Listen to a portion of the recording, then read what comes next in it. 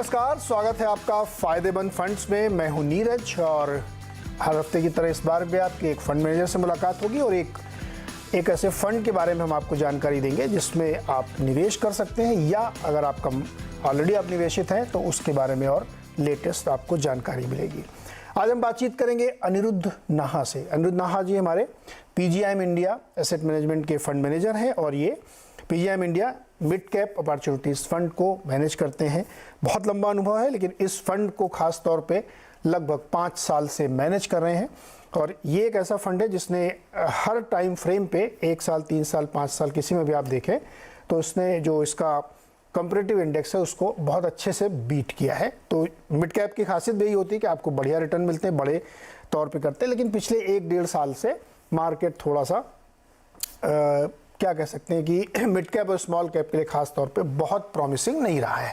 तो ऐसे में क्या ये एक मौका है जब आप निवेश करें इस तरीके के फंड में, उस पर हम आज बातचीत करेंगे। तो अनिरुद्ध जी बहुत बहुत स्वागत है आपका और नए वर्ष की बहुत बहुत शुभकामनाएं आपको।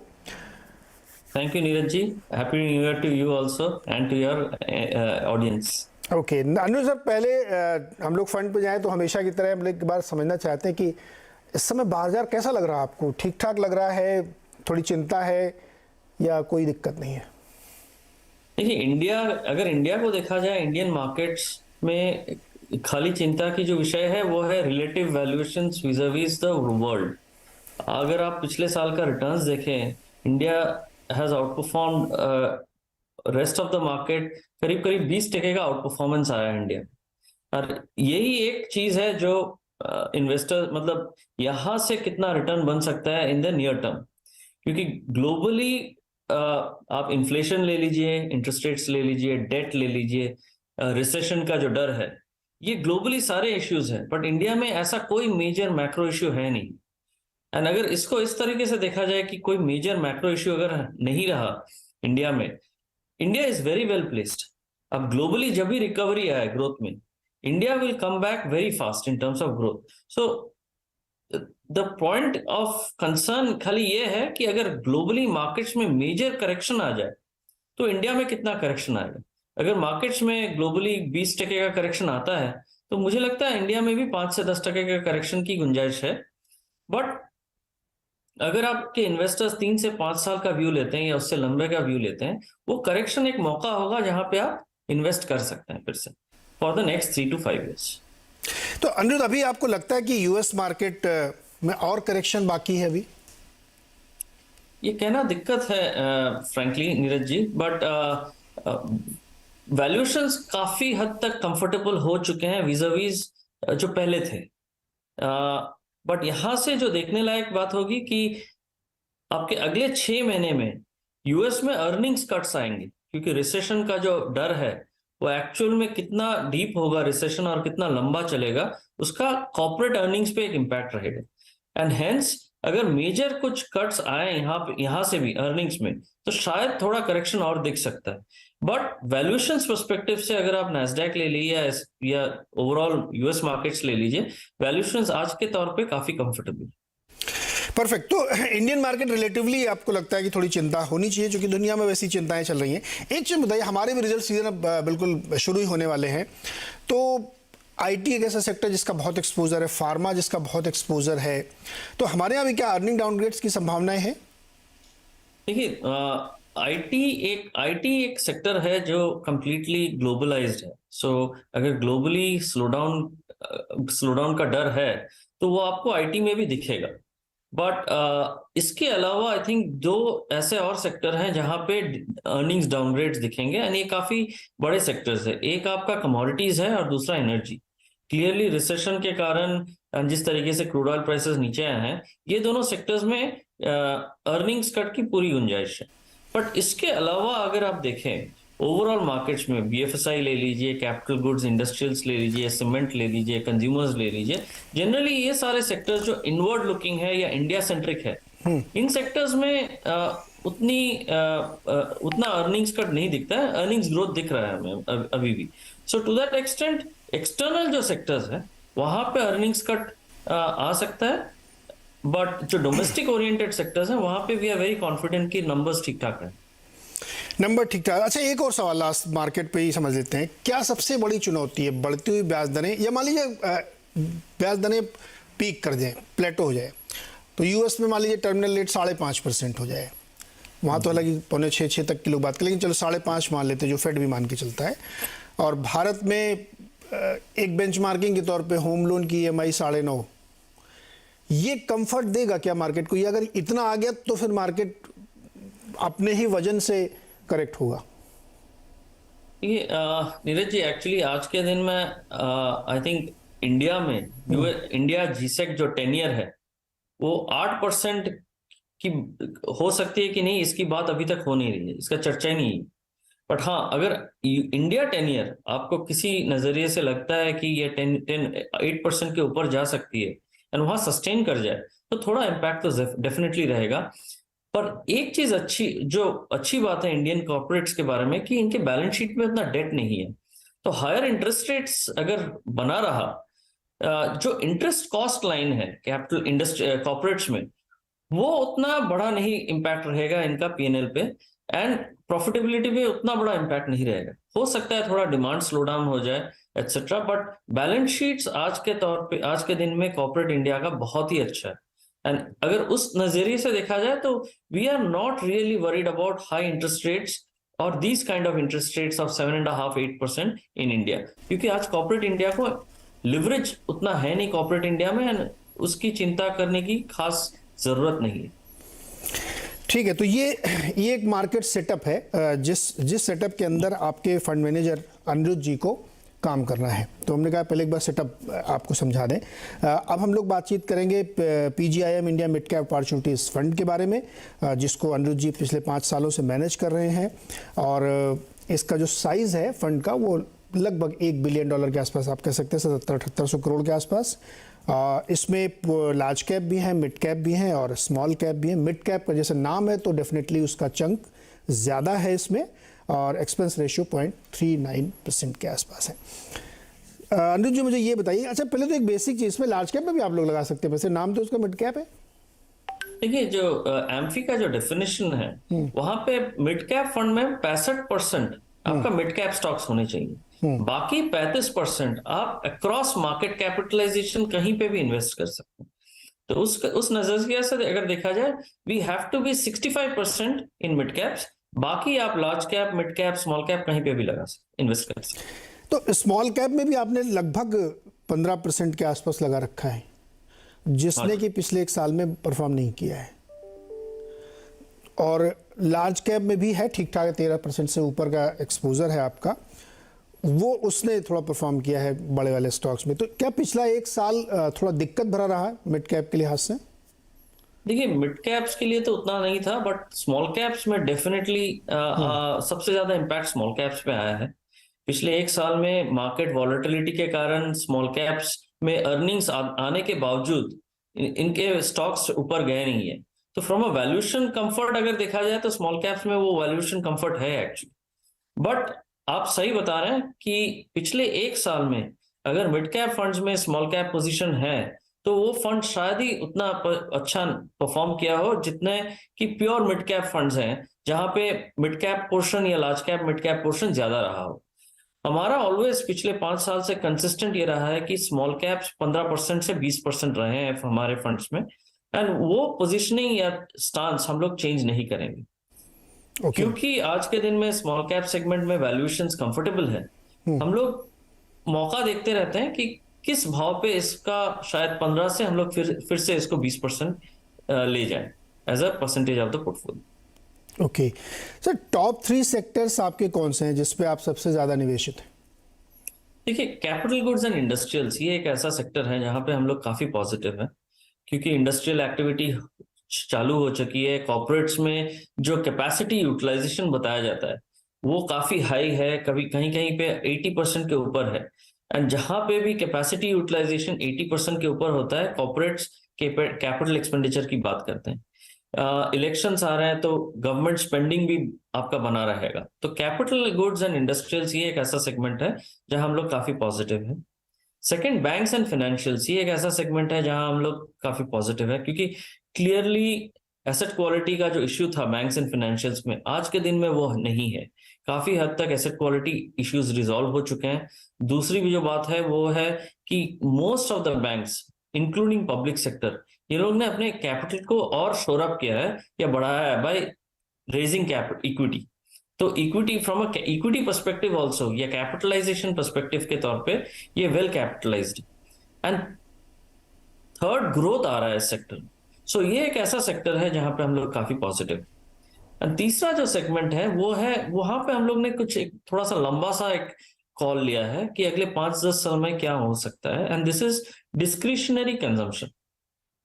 डिस्क्रिशनरी कंजम्पशन वो एक सेगमेंट है जहां पे अगर आप कंज्यूम करते हैं तो ठीक है, बिना उसके कंजम्पशन के भी आपका दिन या गुजारा हो जाएगा।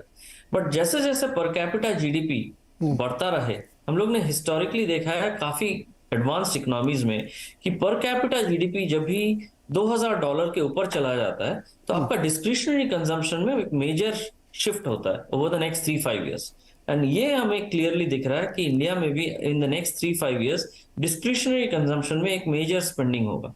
तो ये एक तीसरा सेगमेंट है जहां पे हम लोग काफी पॉजिटिव।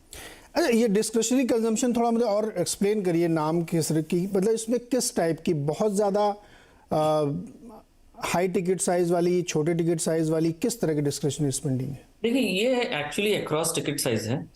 ये एक, अगर आप हाउस होल्ड को लेते हैं, अगर $2000 के नीचे है तो उसका outside the house hold spending पे वो रेस्ट्रिक्ट कर देता है। जैसे ट्रैवल एंड टूरिज्म आप ले लीजिए, या buying wardrobe, going out and eating, बाहर जाके जो एक हफ्ते में एक बार डिनर या लंच करना, ट्रैवलिंग की बात जो की है, तो सो एनीथिंग, ऐसे कोई भी इंडस्ट्री जिसको इससे बेनिफिट हो, चाहे वो होटल्स हो, एयरलाइंस हो, जिनके पास घर खरीदने की प्रॉब्ली कैपेसिटी नहीं था वो शायद घर खरीदे, या जिनके पास एक घर है वो शायद दूसरे घर की सोचे। So housing will probably be a major theme out there.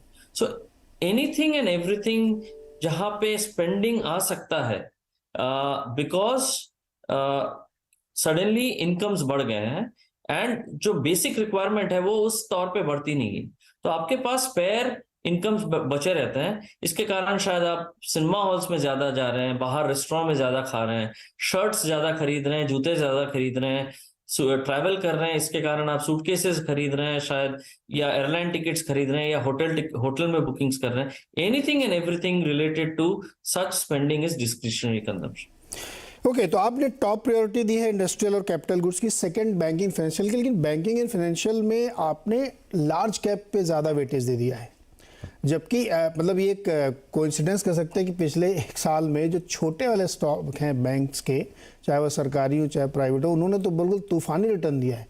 तो थोड़ा सा लेफ्ट आउट फीलिंग हुई क्या? थोड़ा सा तो देखिए, हम लोग ने इस पे फाइनेंशियल्स पे, ये यूजुअली एक साइक्लिकल सेक्टर है, काफी साइक्लिकलिटी है। अगले 2 साल में हमें मेजर कोई चैलेंज दिखता नहीं है, बट जो कैचअप होना था स्मॉल कैप्स में या मिड कैप बैंक्स में, वो काफी हद तक प्ले आउट हुआ है। आज के दिन में अगर रिलेटिवली देखा जाए, large cap banks have underperformed. So to that extent हम लोग ये मान के चल रहे हैं कि अगर अगले 2 साल में फाइनेंशियल्स अच्छे करते हैं तो आपका bag large cap and mid caps both will participate. और हम लोग इसीलिए इस कारण से small and mid cap banks में ज्यादा एक्सपोजर नहीं लेते हैं, क्योंकि ये एक ऐसा सेगमेंट है जहां पे आपका लिवरेज सबसे ज्यादा है, बिकॉज जो डिपॉजिट आप ले रहे हैं वो भी बैंक के लिए एक लिवरेज है। Excuse me.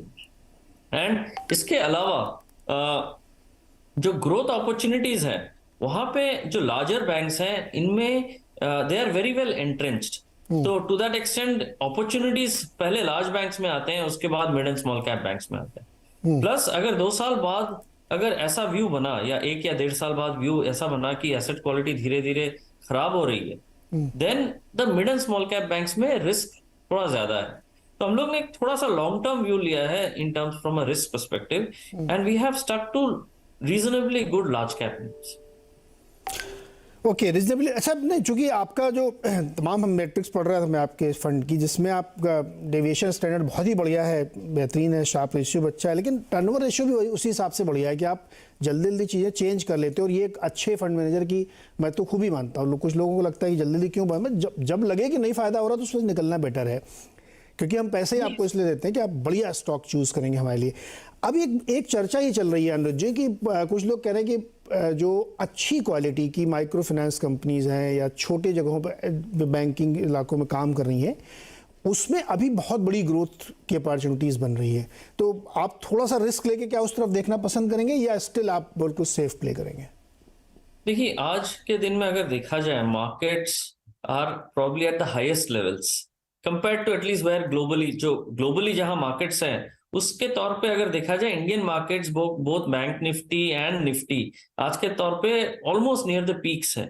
हम लोग डेफिनेटली रिस्क लेंगे, बट हम लोग यही वेट कर रहे हैं कि अगर कोई एक करेक्शन आ जाए एंड उस करेक्शन में अगर mid and small cap banks में थोड़ी सी गिरावट आए, we will look for good names. ऐसा नहीं है कि हम लोग के पास है नहीं, पोर्टफोलियो में कुछ सेगमेंट्स ऐसे हैं, एनबीएफसीज एंड बैंक्स ऐसे हैं जो mid and small cap segment को केटर करते हैं, बट उसका वेट कितना बढ़ाएंगे वो डिपेंड करेगा कि हमें किस रीजनेबल वैल्यूएशन पे हमें इसमें एंट्री मिल सके। यूजुअली हर साइकिल में ऐसा होता है कि स्मॉल एंड मिड कैप्स एक साल में बैंकिंग फाइनेंशियल्स में एक साल में ऐसे चलते हैं जहां बहुत बढ़िया रिटर्न बनता है, बट उसको सस्टेन कितने सारे बैंक्स कर पाते हैं, that is very important. And हम लोग we will focus more on sustainability then rather than short term returns. यहाँ पे एक छोटा सा ब्रेक लेंगे और ब्रेक से जब वापस आएंगे तो अनिरुद्ध से ये पूछेंगे कि वो कुछ खास सेक्टर्स पे क्यों इतना बुलिश हैं या कुछ खास सेक्टर से क्यों इतनी दूरी बनाए हुए हैं।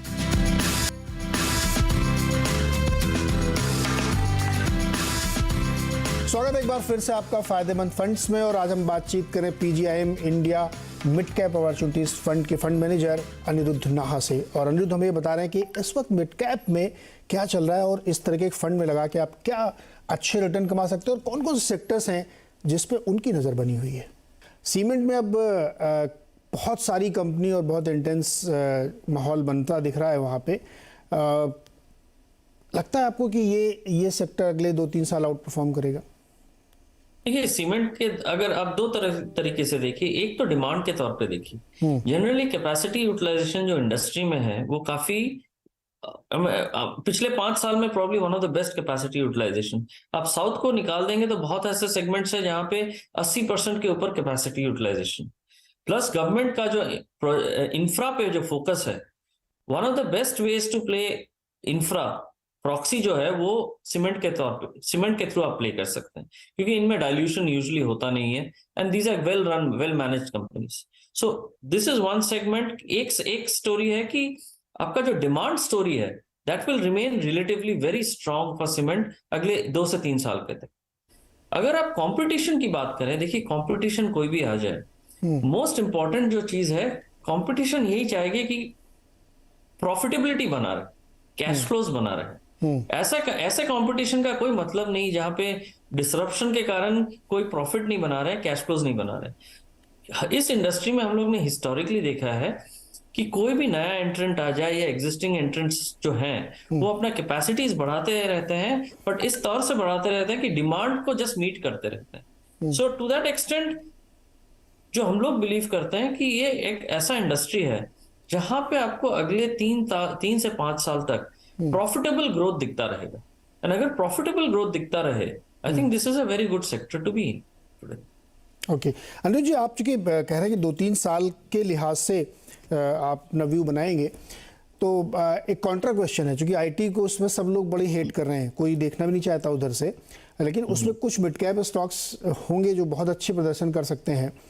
तो अगर 3 साल के नज़रिए से आप सोच रहे हैं तो हो सकता है नेक्स्ट 3-4 मंथ में, जैसे इसी क्वार्टर के जब डाउनग्रेड्स आएंगे या नहीं आएंगे पता नहीं, यूएस में जो भी होगा, उसके बाद एक अपॉर्चुनिटी बनेगी कि जब आईटी की तरफ आप देखना शुरू करेंगे और 2-3 साल के व्यू से कुछ ढूंढेंगे। आपने बहुत अच्छा एनालिसिस किया नीरज जी। इनफैक्ट हम लोग वेट कर रहे हैं, शायद अगला 2 क्वार्टर जो रहेगा वो थोड़ा वीक रहेगा आईटी के लिए। शायद ये क्वार्टर तो डेफिनेटली, क्योंकि आपके working number of days in the US were less, ये October to December quarter plus Jan to March भी शायद थोड़ा वीक रहे। ये जो अगला मतलब 3 से 6 महीना रहेगा, ये एक बहुत अच्छा टाइम रहेगा to buy into some of India's best quality companies. अगर आप आईटी सेक्टर देखें, इन कंपनीज में, आईटी सेक्टर कंपनीज में ना डेट है, कैश फ्लोज है, डिविडेंड्स पे करते हैं, वैल्यूएशंस आर चीप। सो अगर किसी को 3 से 5 साल का व्यू बनाना है, I think this is a very good sector to build into over the next 3 to 6 months। Large You're cap absolutely या mid right। Cap, large cap या मिड कैप? दोनों में सर, आपको दोनों में, लार्ज कैप, मिड कैप, दोनों segments में, even small caps में अगर वैल्यूएशन सही मिल जाए, ये ऐसे कंपनीज हैं यहाँ पे आपको कैश फ्लोज बनता रहता है, प्रॉफिट्स बनते रहते हैं, डिविडेंड्स है। The only problem is profit could be volatile, but ये प्रॉफिटेबल रहेंगे। एंड हेंस वैल्यूएशंस अगर सही रहा, चाहे वो लार्ज कैप हो, मिड कैप्स हो, स्मॉल कैप हो, या एक बास्केट बना के इन्वेस्टर्स इसमें इन्वेस्ट कर सकते हैं from a 3 to 5 years perspective. Anil ji, last question, चूंकि पीजीआईएम का ट्रैक रिकॉर्ड है कि उसने हमेशा बीट किया है अपने बेंचमार्क को, तो जो लोग देख रहे हैं और लालच हो रहे होंगे कि इसमें अब लगा दिया जाए पैसा, उनको आप ये भरोसा दिलाते हैं कि आप अपनी इस परंपरा को बरकरार रखेंगे? देखिए, कोशिश पूरी जारी रहेगी। पिछले 5 साल से वही कोशिश करते आए हैं। हम लोग जो फिलॉसफी है कि कुछ अच्छे कंपनीज में हम लोग इन्वेस्ट करते रहेंगे। अगर वैल्यूएशन अपने साइड फेवर में आ गया तो इससे बढ़िया नहीं हो सकता। So we will continue to invest into good businesses at a right valuation. ये हमारा फिलॉसफी है। अगर ये फिलॉसफी को हम लोग मानते रहें, so there is no reason कि हमारा परफॉर्मेंस मतलब खराब हो सकता है 3-6 महीने के लिए परफॉर्मेंस खराब हो सकता है, बट ओवर इक्विटी जो है वो हम लोग 3 से 5 साल या उसके लंबे टाइम फ्रेम से इसको देखते हैं। तो उस टाइम फ्रेम में I think so we should do reasonably. बिल्कुल परफेक्ट है अनिरुद्ध जी, बहुत बहुत शुक्रिया। और जो लोग ये शो देख रहे हैं उनको मैं ये बताना जरूर चाहूँगा कि इस फंड ने हमेशा बहुत ही अच्छे रिटर्न दिए हैं। हमेशा जो भी आप सोचते हैं एवरेज उससे कहीं ज़्यादा परफॉर्म किया है। क्योंकि मिड कैप में आप जब चुनने जाते हैं स्टॉक तो बहुत दिक्कत होती है, तो उसका एक बेटर तरीका होता है कि आप किसी अच्छे फंड के थ्रू मिड कैप में जाएं। लार्ज कैप में कुछ लोग डायरेक्ट इक्विटी ले लेते हैं, लेकिन मिड कैप को हमेशा फंड की तरह करेंगे तो ज़्यादा सेफ्टी और रिटर्न आपको मिलेगा। और इसी काम के लिए अनिरुद्ध जी हमारे साथ रहते हैं, हमारी मदद करते हैं। बहुत बहुत शुक्रिया सर हमारे साथ जुड़ने के लिए। जो लोग इसमें निवेश करना चाहते हैं वो उसको पढ़ें, देखें। एक बेहतरीन फंड है, अच्छा रिटर्न दिया है, तो इसमें निवेश कर सकते हैं। बहुत बहुत शुक्रिया। अगले हफ्ते फिर मिलेंगे किसी और एक नए फंड मैनेजर के साथ।